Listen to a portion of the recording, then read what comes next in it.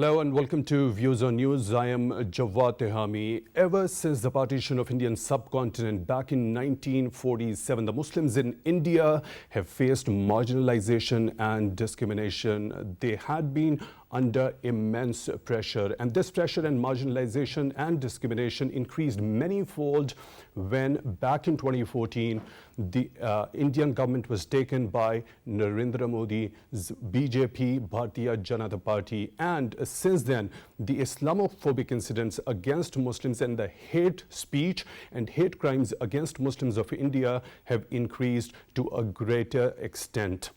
And there is a long list that the Muslims had to face. It includes the hijab ban, it includes the cow vigilante groups, and the mob violence and the mob justice that was inflicted on Muslims. There were certain controversial laws that include the citizenship law, and there are certain other laws which were actually meant to marginalize Muslims within India. Now, most recently, top BJP officials hurled derogatory remarks against Prophet Muhammad sallallahu alaihi wasallam, and that created not an outrage within India but also across the globe. Many Muslim countries, including the Gulf countries, and not only Muslim countries but also some non-Muslim countries that include Canada, came to the fore and they condemned those particular derogatory remarks. Pakistan also condemned those remarks and urged the United Nations and the international community to take cognizance of whatever is happening in India. And after that outrage that was incurred by such derogatory remarks within India, people in large numbers, especially Muslims, came in large numbers on the streets, but they were snubbed by the authorities and their voice was muzzled and they were baton charged and they were arrested. Not only arrested, but they were put behind the bars. While they were behind the bars, their properties and houses were demolished. We have prepared a report on this particular thing. Let's watch that report and then we'll go into the discussion. Religious minorities of India, which remained under the severe threat under the Modi's regime, are now facing a new wave of state terrorism, through which BJP-led administration is trying to snub and repress the protests of Indian Muslims against the blasphemous remark by the two BJP officials, including spokeswoman Nupur Sharma and Delhi media cell head Naveen Kumar Jandal. In the latest attempt to repress the Muslim voices against this blasphemy, a young Muslim activist's house demolished after her father was arrested by the police for being alleged mastermind of protests over anti-Islam remarks. Earlier, in the realm of violently suppressing the protests, two teenagers were killed in violence as police cracked down on the protests that erupted across the country over derogatory remarks against the Prophet Muhammad, peace be upon him, by two members of the governing Bharatiya Janata Party. Pakistan, being the core voice against the spreading Islamophobia in the world, took a lead in making this incident of blasphemy as a matter which should be dealt with an international condemnation. And in this regard, Foreign Minister Bilawal Bhutto, in a telephone call, apprised the President of United Nations General Assembly of the derogatory and offensive remarks by the two senior officials of India's ruling party, BJP, against the Holy Prophet Muhammad, peace be upon him. On the other hand, Foreign Minister Bilawal Bhutto Zardari also had a telephone conversation with the OIC Secretary General Mr. Tehseen Brahim Taha, in which the conversations about Islamophobic actions by ruling dispension in India, in particular the derogatory remarks against Prophet Muhammad, peace be upon him, were held. And Foreign Minister told him that the issue of Islamophobia in India needed to be addressed through collective efforts.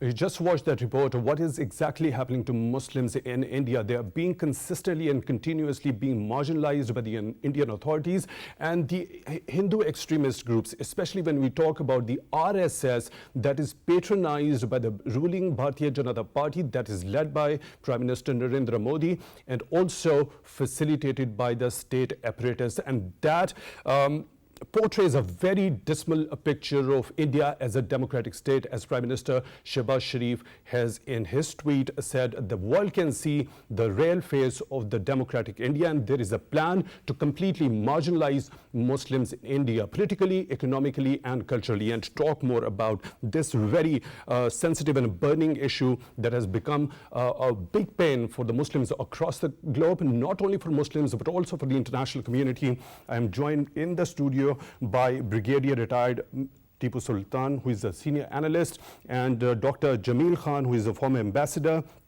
He is joining us on the program on Skype. Thank you very much for both both of you, for your time. So I'll begin the discussion with you, Brigadier Sultan. What sort of a mindset is? We have seen, especially after 2014, when BJP took over the reins, these Islamophobic incidents and the incidents to marginalize and target Muslim minority in India have increased manifold. Is it because of the Hindutva-driven policy of the BJP and RSS, which is patronized by the ruling BJP? Well, the hatred against the Muslims existed right from the days of partition, even before that. When the British came to rule India, the Hindus were very joyful, and they said they saw the Muslim rule finished, and then they got close to the British people, and the Muslims were persecuted ever since that. Right at the inception of Pakistan, I think the killing of Mohandas Karamchand Gandhi by Nathuram, and later the anti-Muslim riots in India took place. Thousands of people have been killed. India was always anti-Muslim and non-secular. They were hiding behind perhaps the soft policies of Nehru and Congress earlier, but they never condemned in the right sense the violence against Muslims.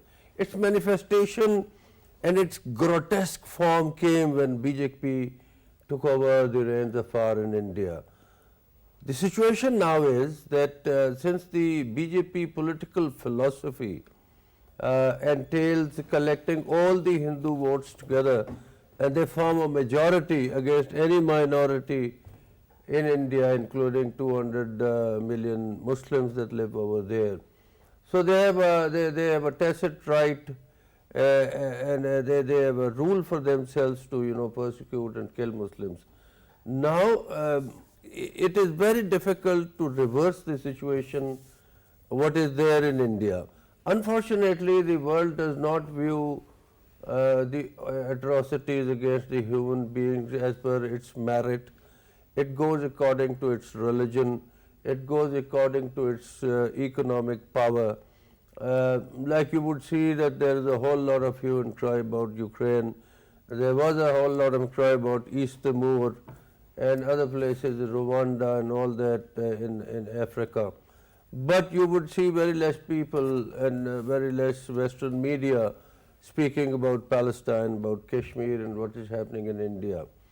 Right now the situation is so dreadful and it is so ominous that the Indian music is letting out the hatred songs against the Muslims, and they kill Muslims with the tunes of the drums, and they slaughter them and they lynch them on the streets, and the world looks the other way because of mercantile interest or just because they were Muslims.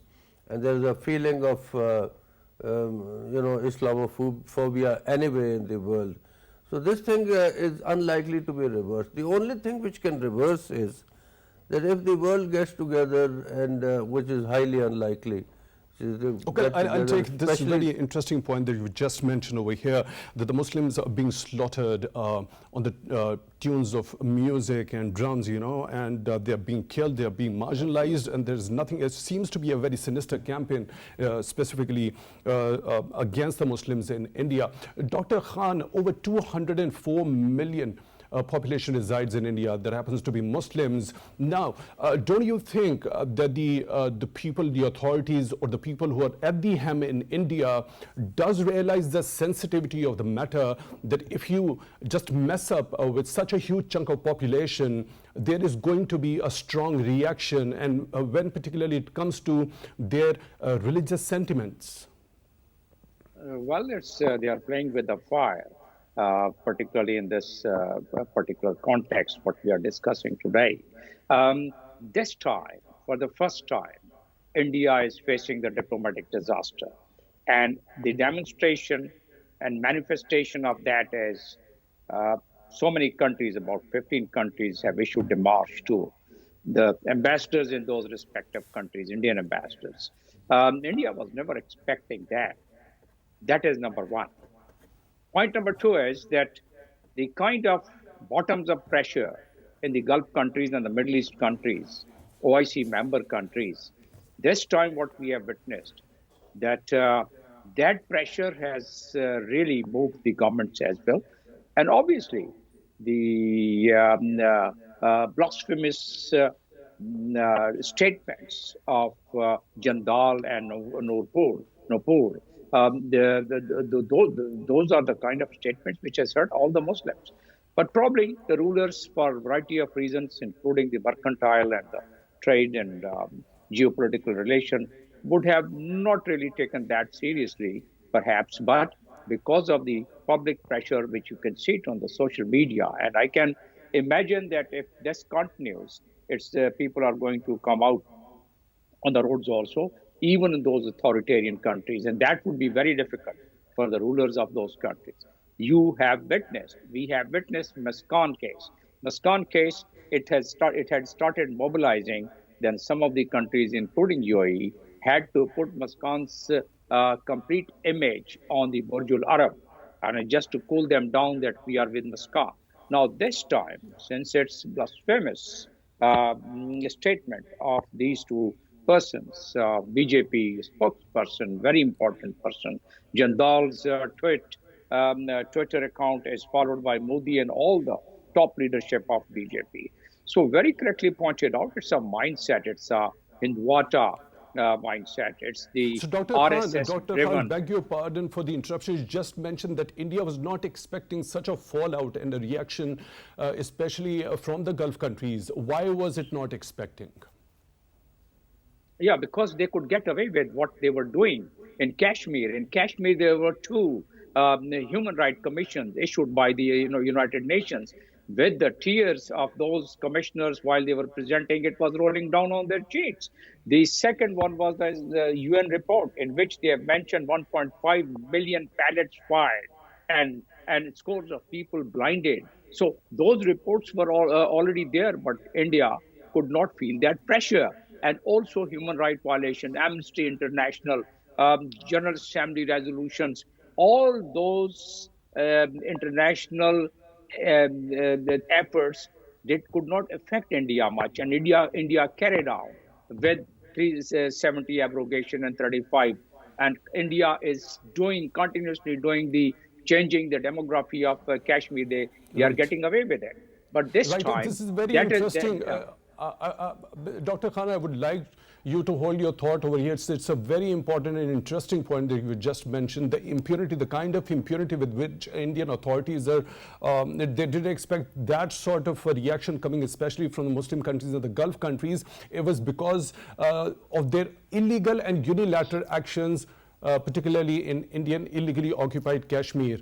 And more to come. Brigadier Sultan, what's your take on this? Were the Indian authorities emboldened after whatever they did with the Kashmiris in Indian illegally occupied Kashmir?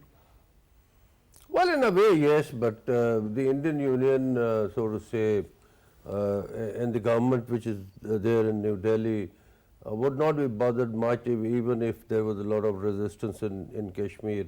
What they are doing in the mainland India would have happened anyway, because their political philosophy suits them to do that.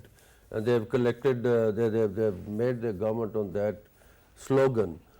I would tell you that whereas I agree with the ambassador over here that the Indians were not expecting that sort of a reaction from the Arab world, especially Middle East. There has been virtually no reaction by the United Nations or America or the European Union. Which is of course very effective, they do that. But the Indians are going along, but they want to. They are still lynching and breaking houses and demolishing the houses of Muslims. They are still killing them. And there is no difference that you can see what is happening over there. I think there are two things that can stop it. One is overwhelming international reaction and isolation of India on this aspect. It should affect their trade and it should affect their foreign relations, etc., which is unlikely to happen. I think it is about time for the Indian Muslims to rally together politically and all of the means that they can adopt to save themselves, because right now I think their respect, their family respect, their property, their religion is not safe. And when that happens and nobody comes to your help, then you have to get up and help yourself. Right. And I think there is a change in India which I see in the demonstrations and what the Muslims are saying in their speeches. But right now, I think the Hindus are all over them and they're killing them. Right. Dr. Khan, what do you think after especially the declaration of International Day Against Islamophobia, the 15th of March, that was led by Pakistan from the platform of OIC? It was a huge success. And such type of derogatory remarks emerging after the International Day Against Islamophobia was declared. So from the platform of the United Nations adopted that resolution to declare that day. Why do you think, as Brigadier Sultan has just mentioned, the international community, especially the European Union, the Western countries, as well as the UN, happened to be by and large silent after these derogatory remarks? Well, 3 days ago, Mr. Blinken, the Secretary of State, issued a statement and referring its own religious freedom report and the way the cows were slaughtered and the way the religious freedom is being curbed there in India. So he was very vocal, and there are mechanisms to really make these countries realize, because those multilateral level, you have to make the multilateral efforts, and that's why OIC is a platform. OIC is formed under the regional organizations under the Chapter 8 of the United Nations Charter. So OIC has a strength in United Nations. OIC is the biggest, second biggest after United Nations is the platform. OIC had moved a resolution, as you mentioned, in the General Assembly, and General Assembly resolutions are non-binding. So if OIC wants now, there's an article in the Charter of OIC, and that article is Article 9, and whereby our Prime Minister has issued a statement, and rightly so. Our Foreign Minister has issued that statement. The only thing what is required to move the world, to move the United Nations, is that they should call the extraordinary meeting under Article 9, and if that is not possible at this stage, which I don't find any reason why it's not possible, because it's such sentimental and religious aspect of the Muslims that no ruler can have the strength to refuse the resolution. So the mechanism given in Article 9, which is the session of the extraordinary session of the head of states and head of governments, and Article 10 is the Foreign Ministers, Council of Foreign Ministers. We have the chair. Very conveniently, we can requisition that, and perhaps it's going to happen next few days' time, and we can requisition that. There is a complete mechanism that could be invoked, resolution passed, and resolution, while it's being passed, it is from multi-pronged approach that the boycott has been started in major countries of the Gulf. Never happened before, boycott of the products and the mercantiles of Indians. That's a big pressure, and that's why it was 10 days gap between the statement which was given by Nurpur and Jandal and the action taken. Action taken was after 10 days, once demarche started getting issued to the respective ambassadors and the boycott started. People on the social media, they were mobilized in all these Arab countries where they do not really, they are not allowed to make any political statement, but they were heard. Now, what I'm expecting is that from the OIC platform, if the meeting is held, OIC summit is held, then they could even ask Security Council to and move a resolution to Security Council, and there is a complete mechanism for that. If that resolution passed is under Chapter 6, India would then be constrained to follow that. Number one, if India doesn't follow, then there is an international law to make India understand and follow that. So, provided the Muslim countries, they show their resolve the way they are showing, and if it is further strengthened with the pressure of their respective population or otherwise, then in that case, things are not all that difficult. European Union, yes, because it's not only the religious matter. Of course, all the Muslims are hurt, but for the non-Muslims, it's a human right matter also. In Kashmir, once Dr. it came Khan, to human rights. you have comprehensively elaborated what could be the mechanism in order to hold India accountable over these incidents. When we specifically talk about the diplomatic reaction from the Gulf countries, India's crude need that happens to be 65% is met from the Middle East. And there is a huge workforce of India that is in the Gulf countries, and a huge chunk of remittances come from the Middle East as well. So the bilateral trade volume between India and the Gulf countries happens to be over 100 billion US dollars. So after this diplomatic reaction, do you think these figures are going to be affected? I think they are on the right path. The pressure is being exerted, and that goal could be achieved because of the sensitivity of the issue. And as I was saying, that I've lived there and I've worked there as ambassador, and I've also been representing United Nations in several Middle Eastern countries. Once there is a power pressure from the population, it becomes very difficult for those countries to protect their interests, strategic interest, and as well as trade interest. Not only that, there are about 10 million people, 10 million Indians who are working in these countries, and as a result, they are sending remittance of $50 billion to India, besides their strategic relations and besides their other relations. So all the strength of the relation where Modi goes and gets the highest award in a brotherly country, and he gets the highest award in Bahrain and highest award in another country. But that would not matter much at that time, because once this issue is gone to that sensitivity, then in that case, the article of OIC Charter 9, Article 9 and Article 10 would be invoked. I'm expecting that, and I can see the way the pressure is building, the way the trajectory of pressure is going. Probably they'll have to do that. And once that is done, we will see the resolution, not only in General Assembly, but we may see a resolution in the Security Council. And we're talking about the European Union. European Union, I am expecting that their reaction, because the people of those countries, they are watching what kind of a violation, religious freedom. You know, the Universal Charter is amply clear about religious freedom. Right, you were expecting, Dr. Khan, you were expecting a sort of a reaction from the European Union as well. Now, beg your pardon for the interruption. I am joined by another guest in the program. Dr. Muhammad Al-HACHIMI is an author and a journalist joining on phone line from London, UK. Dr. Hashmi, thank you very much for your time at Views on News. So you've been aware of the derogatory remarks hurled by top BJP officials, which were suspended, and that sort of a belated reaction coming from the top authority of the Bharatiya Janata Party. Do you think there was sufficient or more needs to be done? Because there is a demand from the Muslims, not from within India, but also from across the globe, in order to arrest those officials rather than only suspend and expel them from the party. Assalamu alaikum all. Thanks for inviting me to take part in your show.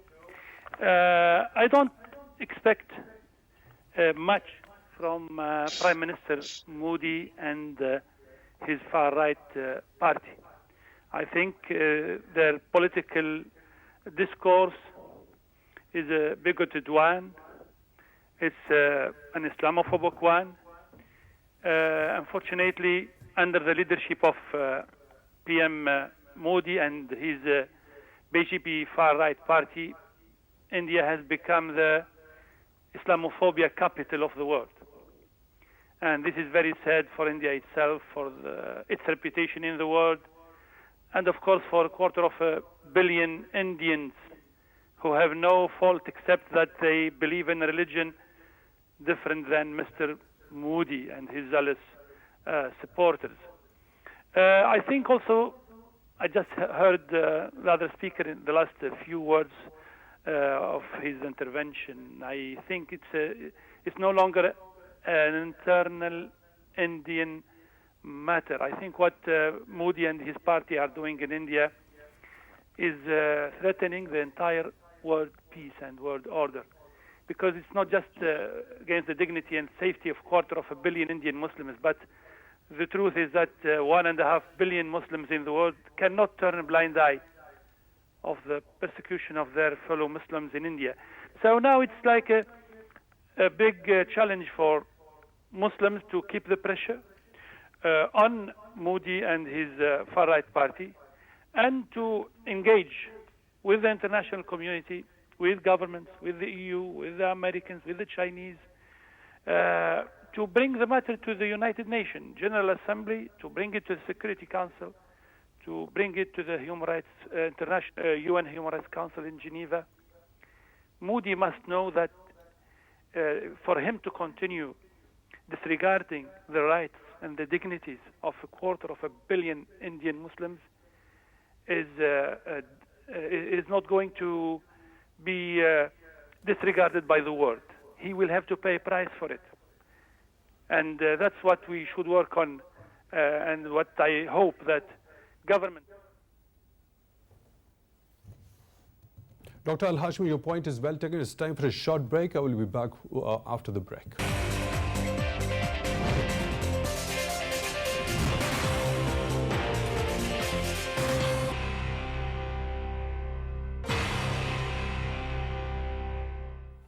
Welcome back to Views on News. I'm Jawad, Tehami, and before going on to the break, we were discussing the rising incidents of Islamophobia in India, and most recently the derogatory remarks by the top BJP officials in India, and the diplomatic fallout across the globe, and the reaction coming from within India. And I was joined by Dr. Muhammad Ali Hashimi, who is an author and journalist, joining us from UK, and Brigadier retired Mr. TIPU Sultan, who is a senior analyst. He is with us in the studio, and Dr. JAMIL Khan, who is a former ambassador, is joining on Skype. So, resuming the discussion with you, Brigadier Sultan, when we talk about the reaction coming from within India, we've had discussion on the diplomatic fallout, especially from the Gulf countries. Now, when there are protests happening, rather than understanding the sentiment, the Indian authorities have come really hard on them. They've tried to snub and muzzle their voice, and they've arrested over 300 protesters, especially when we talk about the Uttar Pradesh province. And there is a state of emergency that has been declared in West Bengal. Don't you think it's actually adding fuel to fire? Well, I think the eruption of India and the happenings against the Muslims in the subcontinent are such that it should have created a huge impact on the world, and the world should have moved. I think the government of Pakistan needs to build on what Imran Khan had achieved on Islamophobia.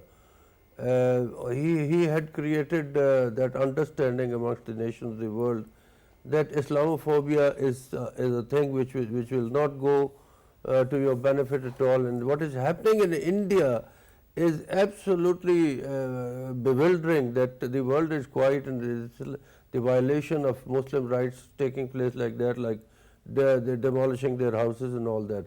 I would agree with my colleague from London that the diplomatic effort has not yielded much of result. I think when you talk of the United Nations, only the Security Council resolution becomes binding. And I think there are no chances right now that you can have a Security Council resolution against India passing through, because there are people who will veto it. America will surely veto that, and not to talk notwithstanding Britain and French who are going to follow suit.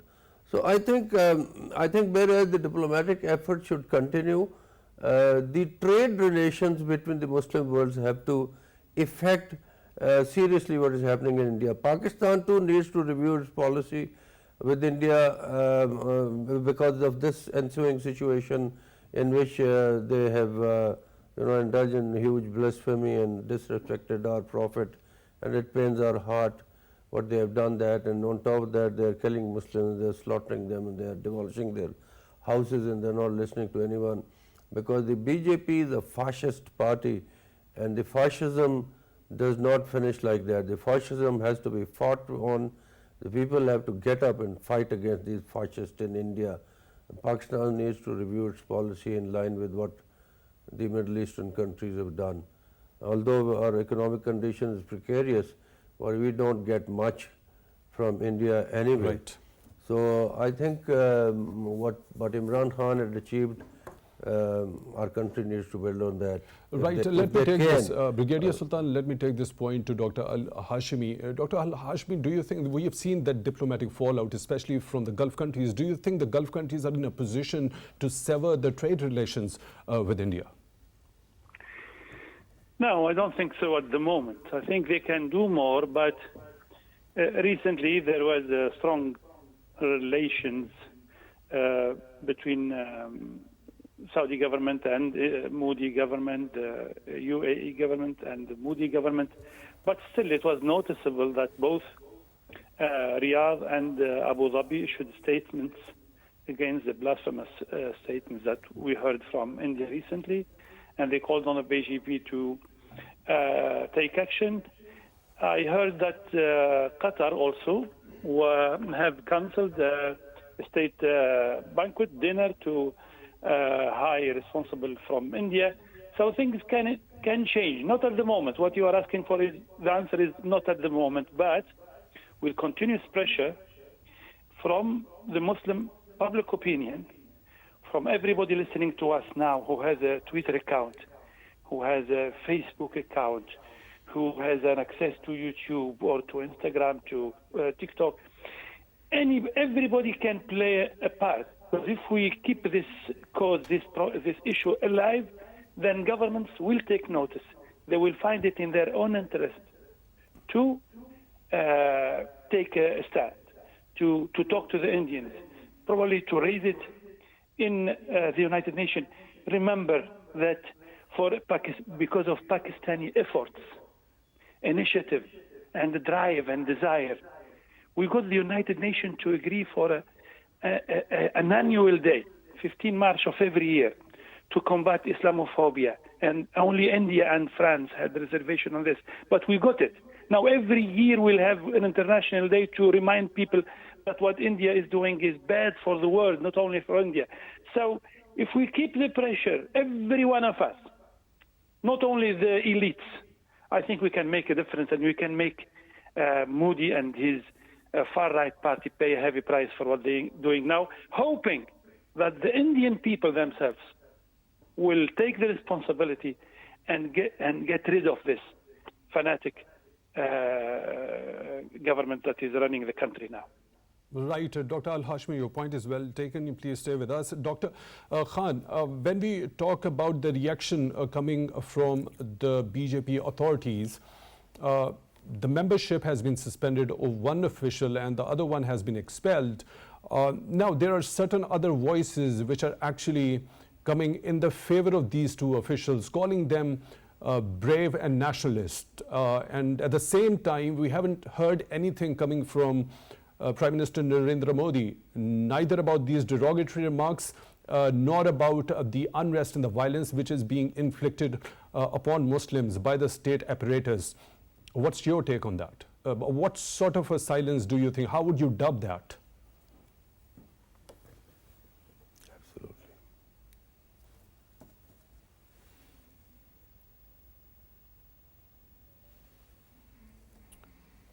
Dr. Khan, we can't hear you. Please, would you unmute your voice, please? What I'm saying is that this pressure was built because of the collective voice of the OIC countries. And then this also has been only an eyewash, because Yogi Nath, who is the chief minister, is asking for more actions against the Muslim demonstrators and the protesters. And there are so many other leaders, as you have pointed out. They are presenting them as a brave and people who have done that. Now, so that's the reason. After 10 days of the delay, the action was taken. Imagine India has in Indian Penal Code 295, in which they have registered cases against scores of Muslims who had desecrated, who had passed derogatory remarks against their God, against their religious places. So they have put registered case under 295 Indian Penal Code. Why can't they apply the same? Some of the countries from the Gulf, they are raising this point that the case should be registered against the that is not being done because that is against their ideology of the BJP and the RSS. And they would lose some of the support which they have built, the radicalism which they have built would react to it. But then what is the answer? The answer is that it has to continue with a multilateral and multi-pronged diplomatic approach. Now, multilateral approach is the OIC platform and some other countries like Canada. Multi-layered is all three. Right, Yeah. right. Dr. Khan, unfortunately, we are short of time. Your point is well taken. One last, very brief comment, Dr. Mohammed Al-Hashimi. This sort of action by the Indian authorities, rather than understanding the religious sentiments of Muslims in India, they are trying to suppress their voice. They are arresting the protesters, and behind the bars, they are putting them. And while they're behind the bars, they are demolishing their properties as well. What needs to be done on this front? It is, from an Islamic perspective, it's haram for Muslims to turn a blind eye on what is happening to our brotherly Indian Muslims. We have to raise our voices. These are powerful tools now, Twitter, Facebook, Instagram, TikTok. If it wasn't important, Elon Musk would not have offered 44 billion for Twitter. We have to raise our voices. We have to pressure our governments to put this on the agenda of the OIC, to the Islamic organization, Islamic conference governments. We have to take it to the United Nations. We Right, have your to take point it to is well Security taken, Council. Dr. Mohammed Al-Hashimi. Unfortunately, we are short of time. Dr. Mohammed Al-Hashimi, author and journalist, joining us from London, UK on the phone line. Brigadier retired TIPU Sultan, senior analyst, joined us in the studio. And Dr. Jamil Khan, who is a former ambassador, joined us on Skype. Thank you very much, all of you gentlemen, for your time at Views on News. And with this, we come to the end of today's Views on News. Until tomorrow, it's goodbye.